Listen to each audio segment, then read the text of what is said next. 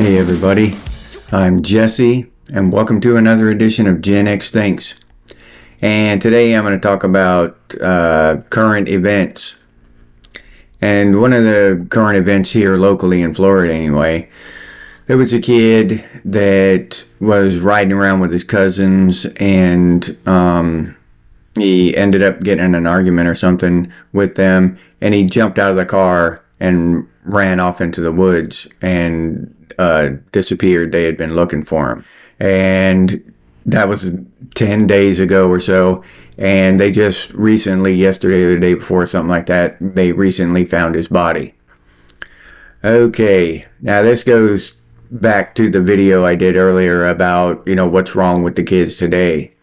And when I ask that question, what's wrong with the kids today, I don't mean in just the normal old-fashioned way, what's wrong with the kids? They older people have been asking that question for millennia. The kids today, what's wrong with the kids today? I can see the Romans doing that shit, asking that same damn question about the kids today. That's not the kind of question this is. This is, a question about deep-seated problems in their psychology. All right. Now, the story with the kid was that his estranged father was just getting back into his life and trying to get to know him, and his cousins were from his father's side of the family, like his father's brother's children or his father's sister's children or something like that, and he didn't know them, so they were strangers, but they were blood relation, and they're driving along to some destination, and there was some kind of altercation. Now they say that they call it an altercation, but by the way they say it, there was no physical acts. Nobody was choking the kid or hitting the kid or anything like that. It was verbal, completely verbal. All right. One of his cousins may have said something about his mom or some shit like that, and he got upset. But anyway, the point is that it wasn't physical. The cops questioned all the kids in the car, and they all said the same thing. We were arguing or whatever, and the kid jumped out of the car and ran off in the woods. So, and this just brings up a lot of questions for me. Number one, was the kid that ran off in the woods, was he on any kind of medication? Was he coming off of any kind of medication? These questions should be the first ones answered, in my opinion, when something like this happens with one of these kids. It's a very important thing for us to know as a society what these drugs are doing to our kids. And I'm not saying the kid was on something. I'm not saying I think the kid was on something. I'm just saying we need to know that he wasn't. All right? Just let us know that the kid had never taken any of this medication, any kind of, what is that, serotonin uptake inhibitors or whatever, any of that bullshit. He's never taken any of that ever in his life. Tell us that if that's the fact, if that's the case. Tell us that. We need to know that, so we can figure out what the hell is going on. They never ever go into the root of the problem. What is the root of this problem? What is causing this kind of behavior? This kid lost his life because of something that was going on in his head. And there are many other lives lost for this same reason to these young kids who are doing all this crazy shit, harming themselves, harming others. What is causing this shit? All right. Let's say the kid wasn't on any medication. Medication wasn't an issue here. So what was it? In my opinion, then we've got to go to this whole internet culture, this thing where language is violence, words are violence, right? Because for him to get that upset and jump out of a car, they don't say how fast the car was moving or if the car was moving at all. It might have been parked, but it was on the side of a road, so it wasn't like in a parking lot or something. So he got out of a car and ran off into the woods and died. That's just the basic, simple facts of it. So for the kid to get that upset over words, signifies something deeply wrong with the culture, with the internet, right? What is going on in these kids' minds where they think that words are so awful, no matter what the words are? I don't care. It's not worth his life. Think about it. Words. Who gives a shit what the words are? Any words. You can make up some words. It doesn't matter. It's not worth the kid's life. Not to his mother and his father and his family. So this kind of shit, we as a society, I firmly believe that we need to start looking at the root of these damn problems and quit ignoring them. It's the elephant in the room that the media has been just silent about on all these shootings, these attempted assassinations, everything. What kind of medication were these people on? What kind of medication were they coming off of? Did they take any medication at all? Is it all rooted in this internet culture, and in this video game culture where you spend 8 hours a day online, shooting everybody and teabagging corpses? Is that part of the problem? I mean, us adults can do that shit and differentiate between reality and fiction, and virtual reality. But, when you raise a kid doing that stuff, what is a 7-year-old kid? What kind of values, life lessons is a 7-year-old kid learning by, shooting somebody in the face and teabagging them on a video game? What are the people on there screaming into his headphones, that the parents can't hear? This kind of shit. These are the things we need to pay attention to as these little children are playing online and stuff. We have no idea what the hell it's doing to their minds, in my opinion. That and couple that with the medication that a lot of these kids are on, and it's a recipe for disaster. And also in the news, I've heard several times here in the last couple of days, and a lot of y'all probably heard it too, is that Trump is going to just take over the policing of Washington, D.C. And that's all in good. I've got a couple of points to make about that. Number one, it's just human nature, right? Trump didn't give a shit about Washington, D.C. until he moved there now. And then a person he knows, that big balls guy or whatever from Doge that got attacked or something there on the streets of Washington, D.C. And now it's hit closer to home with Trump. Somebody he knows has actually been a victim of violence. So now Trump is all up in arms about the violence of Washington, D.C., when that place has been a hotbed of violence and murder for decades now. But he's all over the subject now. He's on top of it because it actually affected him or someone he knew. And that's just human nature. I'm not faulting him for it. I'm just pointing out that that's human nature. I don't think anybody else should fault him for it either, because it would be the same with me. If I went up to Washington, D.C. and I actually, started being affected by the violence, and people I knew affected by the violence, I might do the same thing. I don't know. But the other point I'm going to make about this is the federal government overreach. I just don't agree with it. Let it fester into a shithole. But the rest of the way is already a shithole, but let it just collapse. The federal government has no authority, no right to police cities and shit like that. They shouldn't have boots on the ground unless they're like in the LA riot thing. That was kind of threading the needle there because ICE, a federal agency who is doing actual federal work on federal crimes, illegal immigration, they were being attacked and stuff. So in that instance, for a temporary measure, I can see it. But for them to just take over a city and start policing it themselves, the federal government, I don't know how far they'll go with it. You know, you've got the sensationalization by the media and shit.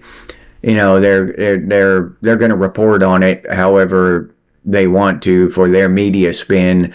But if Trump gets involved in the policing of a city in any way, shape, or form, the federal government, I just don't agree with it. Nope, it's not the right thing. It's bad for the people. We don't want the federal government reaching down into our local politics, our local law enforcement, our local anything to ask the federal government for help or to condone the federal government reaching down and taking control of anything at a lower level is a recipe for disaster. It is just wrong. It's harmful. It's not right. I can't condone it. I can't agree with it in any way, shape, or form. So if a city wants to be a festering shithole and devolve into murder and corruption and, you know, have all the hardworking, honest people flee, then that's their right to do so. The federal government has no right to step in and change anything, in my opinion. Let them do what they do. Keep the federal government out of it. Every citizen in the United States has a right to move the hell out of there. You know, move. Go somewhere where it's nice. Go somewhere that's not the murder capital of the country and maybe the world. Go somewhere else. There's a lot of small towns around the country that would take you in a heartbeat.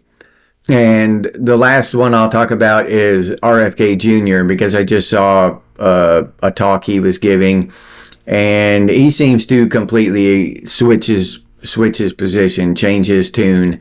Now he's talking about these mRNA vaccines.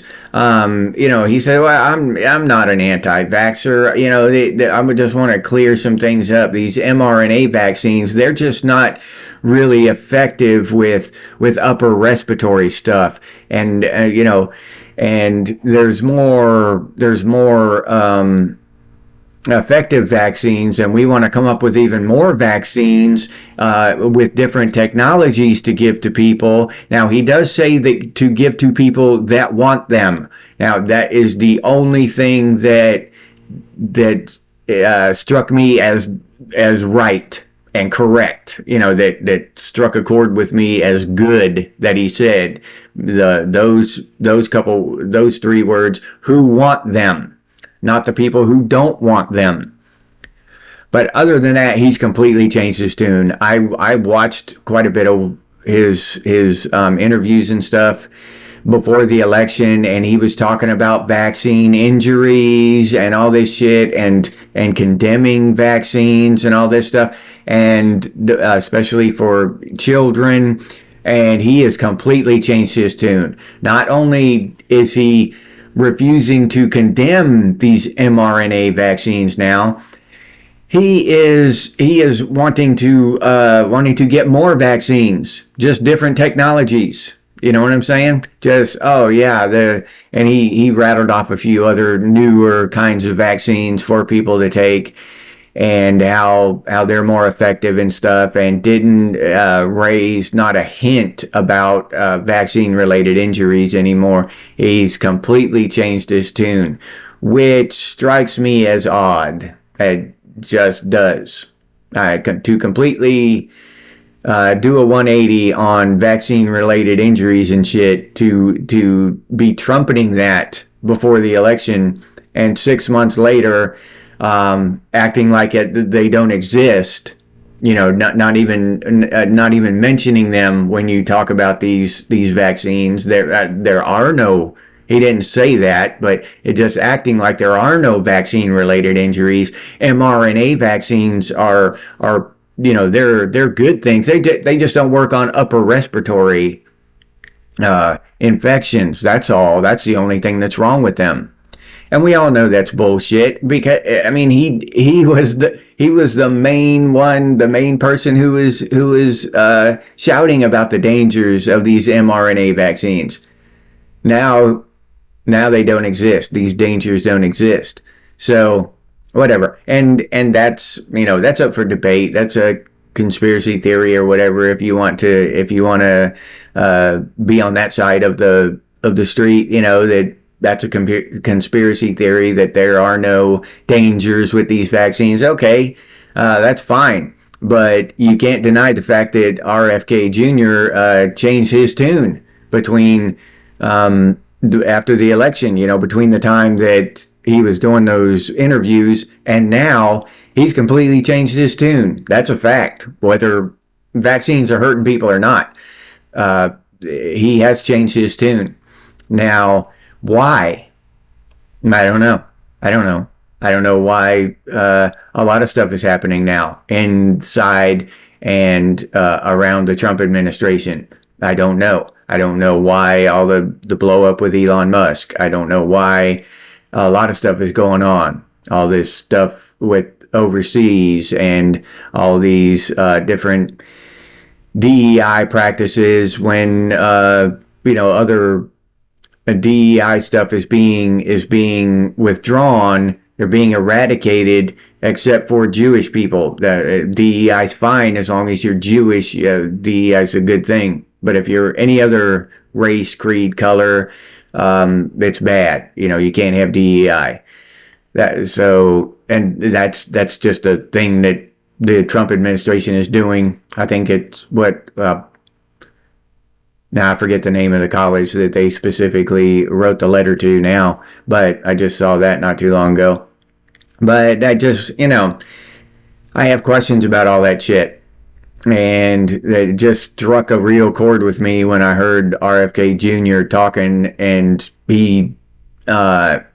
his language that he was using, he sounded completely different, like a completely different person. He was pro-vaccine. Not only that, he wants to make new vaccines. Yeah, he wants to make all kinds of new vaccines. And pander that to the public. Oh, these are the safe ones. And then if those turn out not to be safe, then they'll be, these ones are the safe ones or whatever. I don't know. It's just, that shit's crazy to me. I don't agree with it, with any of it. But, politicians are going to do what politicians do. And I'll leave you there with that. If you enjoyed this episode, please like, subscribe, and comment. If you'd like to support the channel by becoming a member, I'll leave that link down in the description, or you can head over to the channel page and become a member that way. If you'd like to support the channel directly, you can do so by clicking on that super thanks button down there. Or you can head over to Buy Me a Coffee and buy me a cup of coffee. I'll leave that link down in the description for any of you who want to do that, and thank you very much if you do. If you're interested in Gen X gear, we got some pretty cool stuff over there at Redbubble. Gen X Dinks and Gen X branded stuff, t-shirts, coffee mugs, ball caps, stickers, all kinds of cool stuff. But I'll leave that link down in the description for any of you who are interested. If you can't or don't want to support the channel in any of those ways, you can always do so by sharing these videos on your social media. That helps out one hell of a lot, so thank you very much to those of you who do that. I really appreciate it. If you have any ideas for future episodes of Gen X Things, please put those down in the comments. Or you can email us, and the email is genxthinks@gmail.com. And as always, stay frosty, Gen X, and I'll see you on the next one.